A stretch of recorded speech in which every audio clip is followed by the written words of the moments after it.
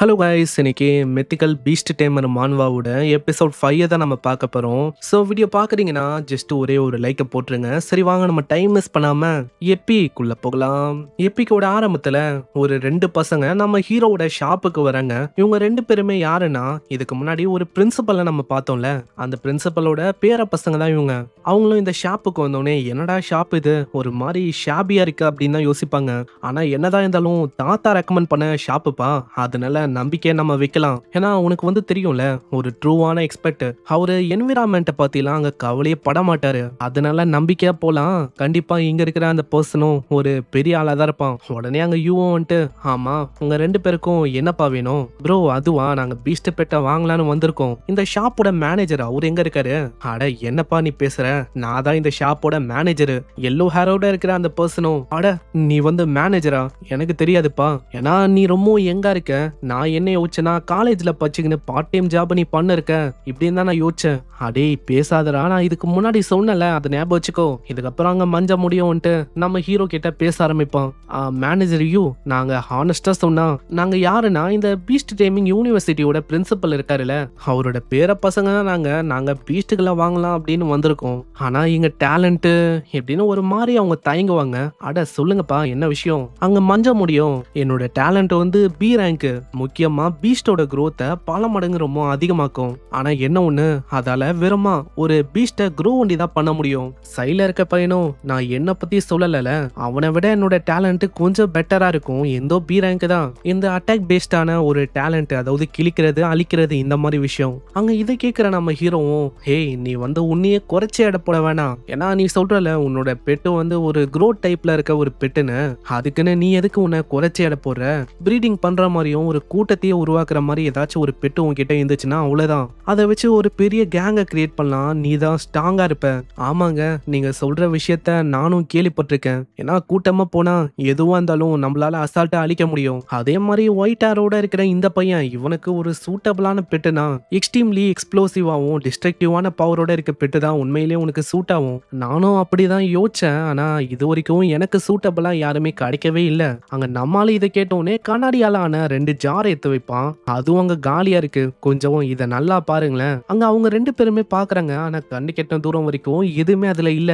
அங்க மஞ்ச முடியும். தலை, நீ இப்பதான் சொன்ன ஒரு பெரிய கூட்டத்தையே கிரியேட் பண்ற மாதிரி ஒரு பீஸ்ட் உன்கிட்ட இருக்குன்னு. அந்த ஸ்வாம்ப் ஆர்மியை கிரியேட் பண்ற அந்த பீஸ்ட் எங்க இருக்கு? ஏன்னா நீ சொன்ன மாதிரி கண்ணு கெட்ட தூரம் வரைக்கும் இந்த ஜால அப்படி எதுவுமே இல்லையே.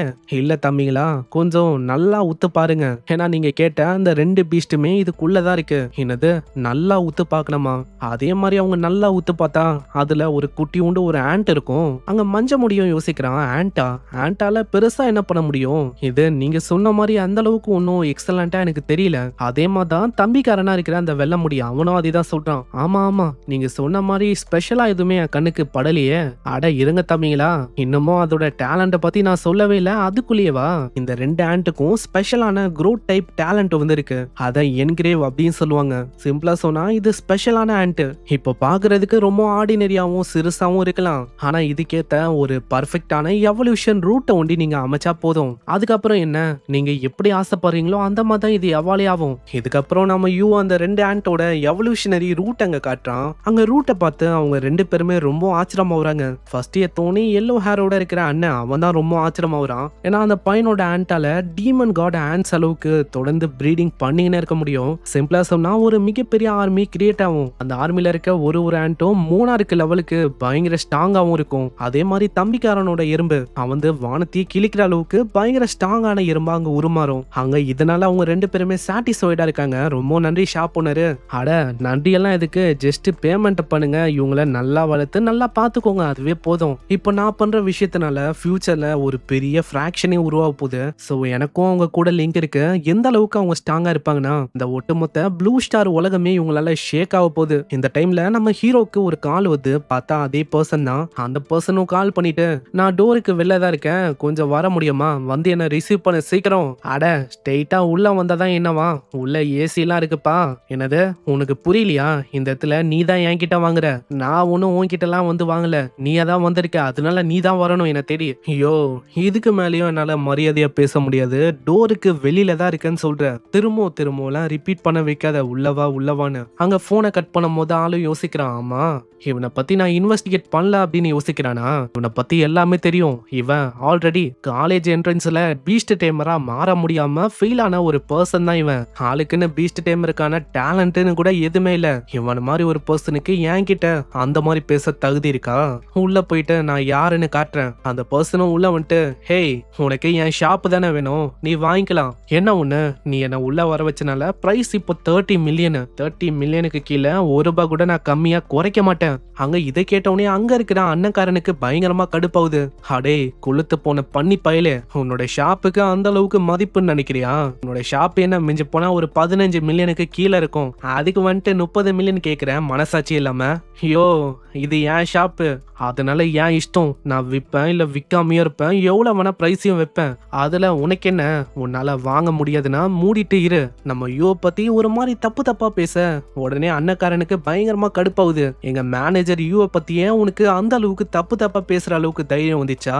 இதனால தம்பிக்காரனும், தல, இந்த மாதிரி ஒரு சின்ன விஷயத்துக்கு நீங்கெல்லாம் இறங்கணும் அப்படின்னு அவசியமே இல்ல.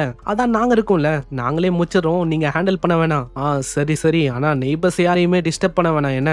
Uncle song. அங்க இதை கேட்கிற அந்த குண்டனும், என்னடா அங்கிள் சான்னு, நீ யார வேணா இங்க வர சொல்லு. என் முன்னாடி எப்படிப்பட்ட பர்சன் வந்தாலும் நிக்கவே முடியாது. ஏன்னா அவங்க யாருக்குமே தெரியாது நான் ஒரு ட்ரெயின்டு ஃபைட்டரு.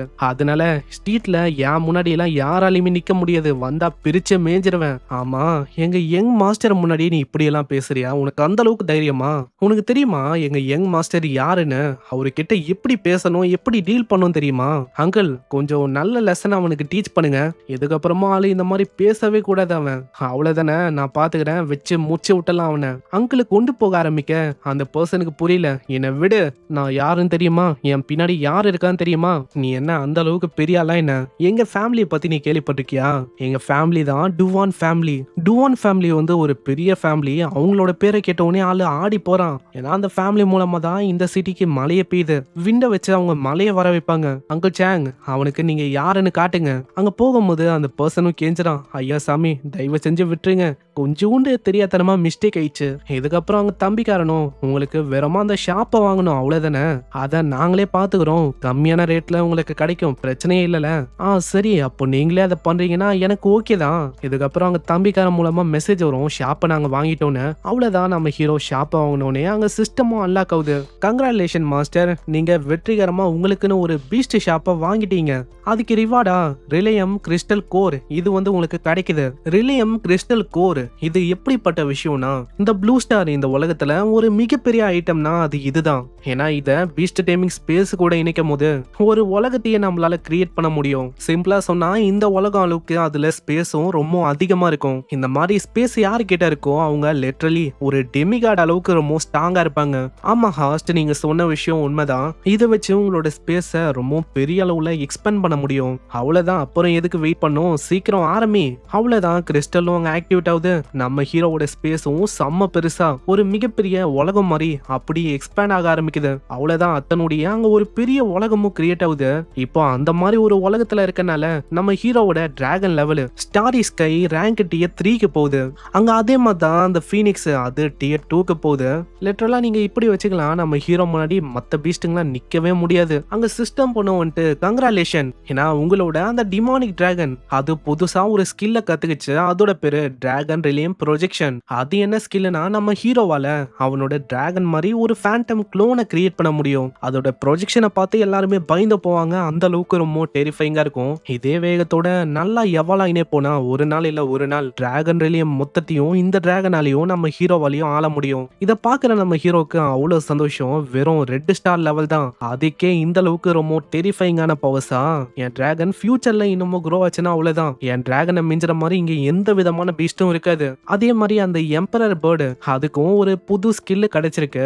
அதோட பேரும் ஹெவன்லி ஃப்ளேம் பில்கிரமேஜ் அப்படின்னு இருக்கு. சிம்பிளா இந்த ஸ்கில்ல பயன்படுத்தும் போது என்லெஸ்ஸான பர்பிள் ஃப்ளேம் அது சமன் பண்ண முடியும். முன்னாடி எதுவா இருந்தாலும் மொத்தமா அழிக்க முடியும். ஹெவன்லி ஃப்ளேமை விட இது பயங்கரமால இருக்கு. நான் யாரு யோசிச்சா இது லெஜெண்டரியான ஃபர்பிடன் ஸ்பெல்லா இருக்குன்னு. அங்க இப்படி இதெல்லாம் பார்த்து யோசிக்கும் போது யாரோ ஒருத்தங்க ஷாப்புக்கு அங்க வந்திருக்காங்க. இதனால நம்ம ஹீரோ திரும்பவும் அந்த ஷாப்புக்கே அப்பியர் ஆகுறான். உடனே ஆளும் கேக்குறான், அம்மா யாரங்க? அப்புறம் அப்புறம் தான் தெரியுது அந்த பர்சன் வேற யாரும் இல்ல, டுவானு. அதாங்க யூனிவர்சிட்டியோட பிரின்சிபல். இப்ப கூட ஒரு 2 பசங்க வந்தாங்கல்ல, அந்த பேர பசங்களோட தாத்தா தான் இவரு. பிரின்சிபல் டுவான், என்ன விஷயம், எதுக்காக இங்க வந்திருக்கீங்க? ஆனா ஒரு விஷயம் இப்போ உறுதியா நம்மளுக்கு அங்க தெரியுது. ஃபர்ஸ்ட் கிராண்ட் சன்னா இருக்கிற அந்த 2 பேரும் வந்தாங்க. இப்போ அந்த கிராண்ட் சனோட தாத்தா அவரும் இங்க வந்திருக்காரு. நம்ம ஹீரோக்கு டவுட் என்னன்னா இவங்க எனிமீஸா இல்ல ஃப்ரெண்டானு. ஏன்னா நம்ம யூக்கு எக்ஸாக்டா அவருக்கு என்ன வேணும் அப்படின்னு அங்க தெரியல.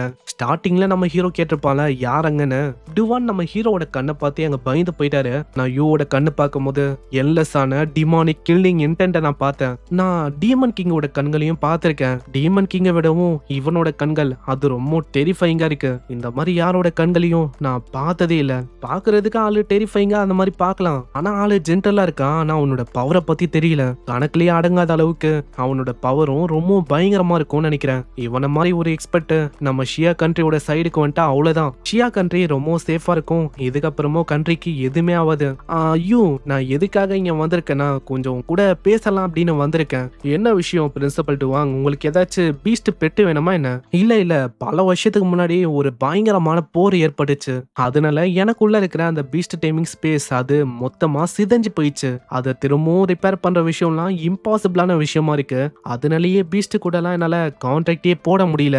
உடனே நம்ம ஹீரோவும், பிரின்சிபல் டுவாங், ஆமா உங்ககிட்ட யாரு சொன்னா ஒன்ஸ் நம்ம கிட்ட இருக்கிற பீஸ்ட் டைமிங் ஸ்பேஸ் அது ஒஞ்சி போயிடுச்சுன்னா நம்மளால கான்ட்ராக்டே போட முடியாதுன்னு. அட என்னப்பா சொல்ல இருக்க, நான் சொல்ற விஷயம் தான் யூனிவர்சல் ட்ரூத்தா இருக்கு. எல்லா இடத்துலயும் கிளியரா இந்த விஷயமும் மென்ஷன் ஆயிருக்கு. அப்பனா மேனேஜர் யூ, நீங்க சொல்ற மாதிரி அப்போ அதுக்கு ஒரு வழி இருக்கா என்ன? ஆமா இல்லையா பின்ன வழி இருக்கு. ஜஸ்ட் மியாலையும் உங்களோட பீஸ்ட் டைமிங் ஸ்பேஸ் அது ஒஞ்சி போயிருக்கு அவ்வளவுதானே. இத பாருங்க கைவசம் இது இருக்கு. அங்க பிரின்சிபல் டுவாங்க அதை பார்த்து ரொம்ப ஆச்சரியமா வராரு. ஆமா இது வந்து ஒரு லோ லெவல்ல இருக்க plant type Beast lash tree. இது ஒரு சீடா இருக்கு. ஆனா இதுக்கு ஒரு ஸ்பெஷலான டேலண்டும் என்கிரேவ் ஆயிருக்கு. சிம்பிளா சொன்னா இதோட எவல்யூஷனரி ரூட் அது தொடர்ந்து எவாலாயினே போகும். சிம்பிளா நீங்களே இந்த எவல்யூஷனரி ரூட்டை பாருங்களேன். அதை பாக்குற அவரு வியந்து போறாரு. அட இந்த லாஷ் ட்ரீ ஃபர்ஸ்ட் ஃப்ளோட்டிங் ட்ரீயா மாறும், அதுக்கப்புறம் பான்லெஸ் ட்ரீ, அதே மாதிரி எவலாய் வாய்டு சப்ரஸிங் ஜெயிண்ட் ட்ரீயா மாறுமா. பீஸ்ட் டேமிங் ஸ்பேஸ்ல நீங்க இப்போதைக்கு அதை வளர்த்தாலே போதும். ஒன்ஸ் அது வாய்டு சப்ரஸிங் ஜெயிண்ட் ட்ரீயா மாறிச்சுன்னா அவ்வளவுதான். உங்களோட உடஞ்சு போன பீஸ்ட் டேமிங் ஸ்பேஸ் ஷேட்டர் ஆகி இருக்கிற அந்த பழைய ஸ்பேஸும் திரும்பவும் பழையபடி ஒரு புது நிலைமைக்கு அங்க வரும். அப்பனா நான் இதுக்கு மேலேயும் எதை பத்தியும் கவலைப்பட வேணாவா?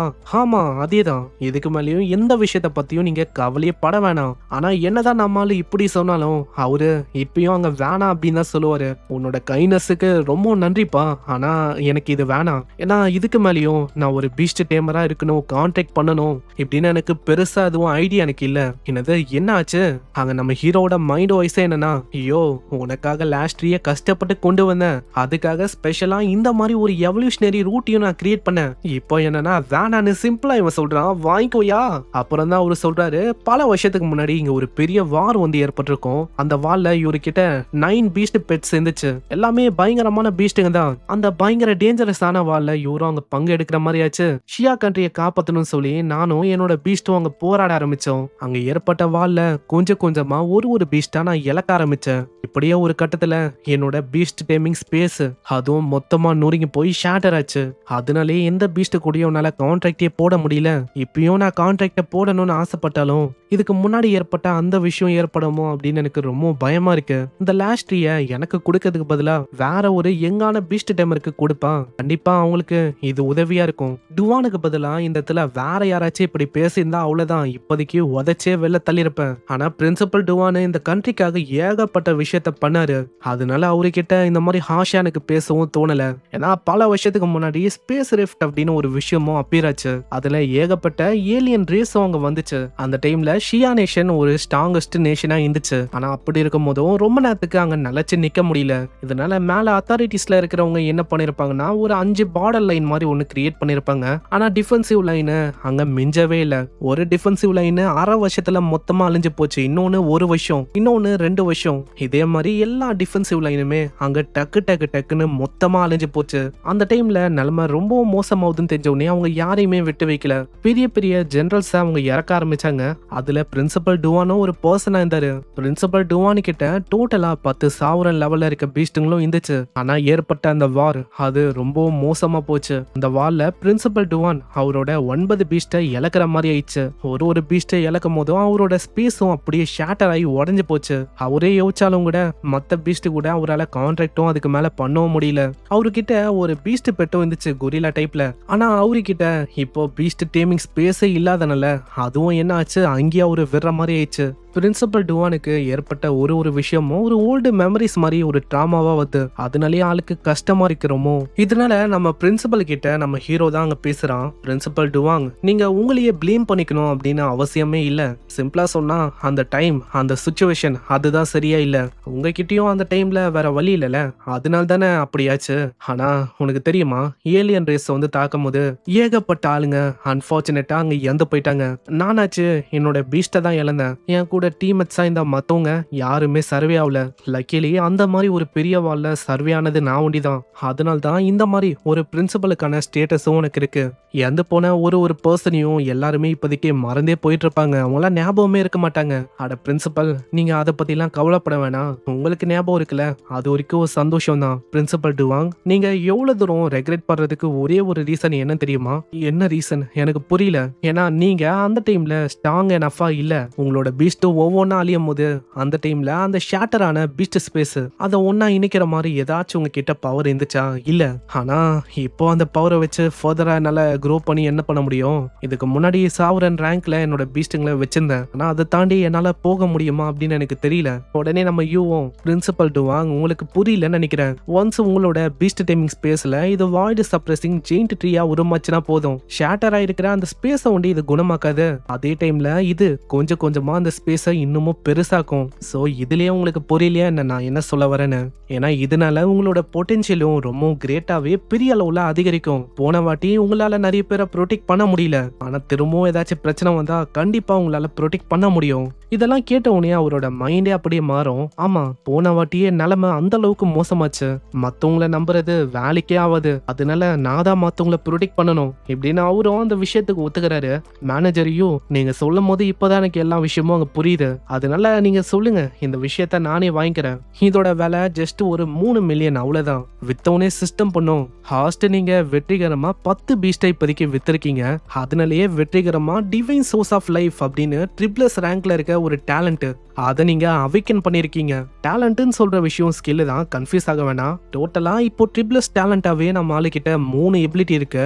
இப்பதான் அந்த சிஸ்டம் பண்ணும் சோர்ஸ் ஆஃப் லைஃப் பத்தி அங்க சொல்ல ஆரம்பிக்கிறான். இந்த ஸ்கில் ஒரு டிவைனான ஸ்கில். எந்த விதமான டிசீஸ், பெயின், ஈவன் டெத் எல்லாத்தையுமே மொத்தமா ஒண்ணுமே இல்லாம நீக்க முடியும். சோ சிம்பிளா சொன்னா டப்புன்னு நம்ம ஹீரோக்கு அடிப்பட்ட குணமாவும் அந்த அளவுக்கு ஒரு பயங்கரமான எபிலிட்டி அப்படின்னு சொல்லலாம். சரி பார்க்கலாம் இந்த எபிலிட்டியை வச்சு நம்மளால என்னென்ன பண்றான். அதே மாதிரி பிரின்சிபல் டுவான் அவரு சொன்னதெல்லாம் வச்சு பார்த்தா கண்டிப்பா ஏலியன் ரேஸ் திரும்பவும் சண்டை போட வாய்ப்பு இருக்கு. அதனால கூடிய சீக்கிரத்துல ஒரு பெரிய வாரம் ஏற்படலாம். ஆனா நம்ம ஹீரோட ஃபேமிலிக்கு நம்மளால ரிவெஞ்ச் கொடுக்கணும்ல, அதுவும் மிச்சவனுக்கு. சரி பார்க்கலாம் என்ன ஆகுதுன்னு. மறக்காம லைக் பண்ணி முடிஞ்சா ஷேர் பண்ணி விடுங்க. எபிசோட் எப்படி இருந்துச்சுனோ மறக்காம கீழே கமெண்ட் பண்ணி சொல்லுங்க. நான் உங்களை அடுத்த எபிசோட்ல சந்திக்கிறேன். தேங்க்யூ ஃபார் வாட்சிங். சைனரா.